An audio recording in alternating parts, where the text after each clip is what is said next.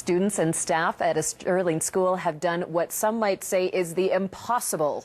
They've given up cell phones, MP3 players, and computers, all to help students halfway around the world. Jessica Kent reports. Pretty challenging. Been playing a lot of board games. The students and staff of Stirling School have unplugged themselves from technology to raise money for computers for children in Ethiopia. The students have given up cell phones, video games, TVs, computers, and email.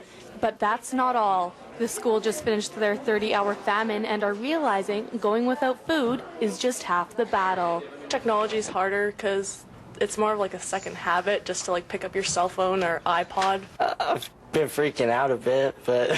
When I came home from school, my dad was watching the TV. I just had to turn around and, Dad!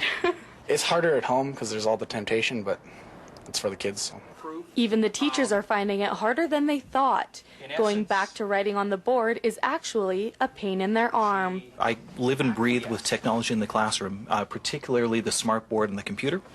So to have no access to that for a couple of days doesn't seem like much, but it has meant massive revisions to my regular lessons.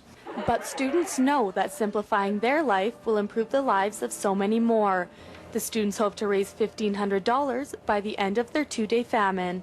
It just kind of opens up your mind to see how everyday life is for them, and with the food famine you kind of see how it is. They have to fight for their food every day, whereas we get it served to us, so it's a lot different when you think about it. Based on the success of the famine, English teacher Marshall Cox would like to see the school make it an annual event. The last 2 days, there's been a lot more smiles, ironically, so you wouldn't expect that, having all this technology removed, but that's sometimes what happens when, there's more maybe human contact. So it's been a good overall event for the last 2 days. Having gone through this famine, the students at Stirling School now find it easier to understand what children in countries like Ethiopia go through on a daily basis. Jessica Kent, CTV News, Stirling.